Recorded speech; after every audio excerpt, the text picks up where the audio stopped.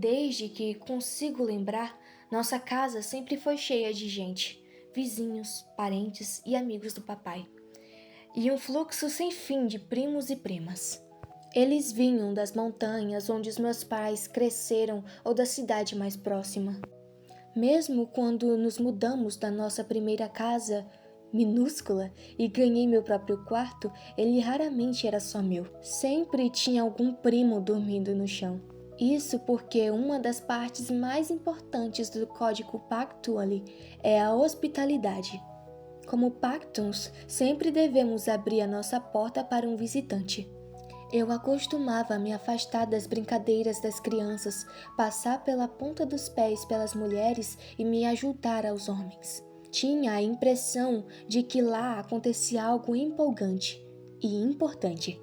Não sabia o que era exatamente e certamente não entendia de nada de política, mas me sentia atraída pelo mundo dos homens. Sentava aos pés do meu pai e absorvia a conversa.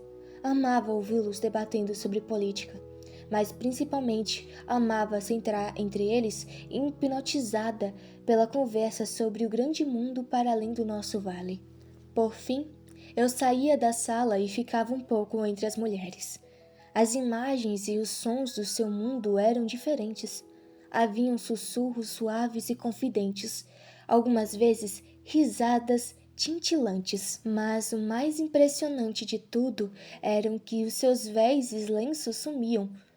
Seus cabelos escuros e compridos e seus lindos rostos enfeitados com batom e rena eram lindos de se ver. Vi essas mulheres quase todos os dias da minha vida, observando o regime de Purdar, segundo o qual devem se cobrir em público. Algumas, como a mamãe, simplesmente envolviam o rosto com um lenço. O nome disso é niqab.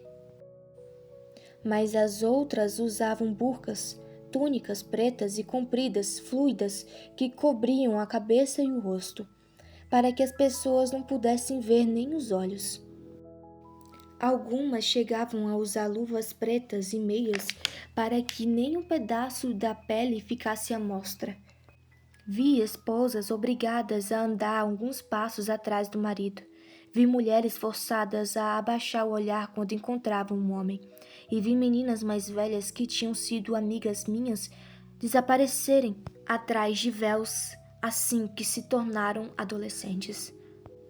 Mas ver essas mulheres batendo papo casualmente, os rostos radiantes de liberdade, era ver um mundo novo. Então não ficava lá muito tempo, mas ao sair correndo, sempre me perguntava como seria viver se escondendo. Viver embaixo de panos parecia ser tão injusto. É desconfortável. Desde pequena, eu dizia aos meus pais que, independentemente do que as outras meninas fizessem, nunca cobriria meu rosto daquele jeito. Meu rosto era a minha identidade. Mamãe, que era muito devota e tradicional, ficava chocada. Nossos parentes achavam que eu era muito ousada. Alguns diziam até que eu era mal educada. Mas papai dizia que eu podia fazer como quisesse. Malala vai viver livre como um pássaro. Ele dizia para todo mundo. Então eu corria para me juntar de novo às crianças, principalmente quando chegava a hora da competição de empinar pipa, em que os meninos tentavam cortar a pipa dos adversários. Era um jogo empolgante, cheio de fugas e mergulhos imprevisíveis. Eu achava bonito, mas também era um pouco triste ver as lindas pipas jogadas no chão. Talvez eu achasse isso porque vislumbrava o futuro que seria cortado exatamente como aquelas pipas, pelo simples fato de ser menina. Apesar do que papai dizia, eu sabia que, quando Safina e eu ficássemos mais velhas, as pessoas iam querer que cozinhássemos, limpássemos para os nossos irmãos. Poderíamos nos tornar médicas, porque precisavam de médicas mulheres para cuidar de pacientes mulheres, mas não poderíamos ser advogadas ou engenheiras, designers de moda ou artistas, ou qualquer coisa que sonhássemos ser. E não permitiriam que saíssemos de casa sem um parente homem que nos acompanhasse. Enquanto via os meus irmãos subirem correndo para o terraço para empinar suas pipas, me perguntava quão livre eu realmente poderia ser. Mas sabia, mesmo naquela época, que era a menina dos olhos do meu pai, uma coisa rara para uma paquistanesa. Quando um menino nasce no Paquistão, é motivo de celebração. Todos dão tiro para o alto. Presentes são colocados no berço do bebê. E o nome do menino é escrito na árvore genealógica. Mas, quando uma menina nasce, ninguém visita os pais. E as mulheres sentem compaixão pela mãe. Papai não ligava para esses costumes. Vi meu nome em tinta azul clara no meio dos nomes masculinos da nossa árvore genealógica. O meu era o primeiro nome feminino em 300 anos. Durante toda a minha infância, ele cantou uma música sobre minha xará Pacton famosa. Oh, Malala de Maiwand, ergue-te mais uma vez para ensinar os Pactons o significado da honra. Tuas palavras poéticas movem mundos. Eu imploro, ergue-te mais uma vez. Quando era pequena, não entendia o que isso tudo significava. Quando cresci, no entanto, compreendi que Malalai era uma heroína em um modelo a ser seguido. E quis aprender alguma coisa com ela. Quando comecei a ler aos 5 anos, papai se gabava para os amigos. Olhem para essa menina, Dizia. Ela está destinada a grandes coisas. Eu fingia ficar envergonhada, mas os elogios dele sempre foram o que havia o mais de precioso no mundo para mim. Eu era muito mais sortuda do que a maioria das garotas, por mais um motivo. Meu pai administrava uma escola. Era um lugar humilde com nada além de quadros negros e giz.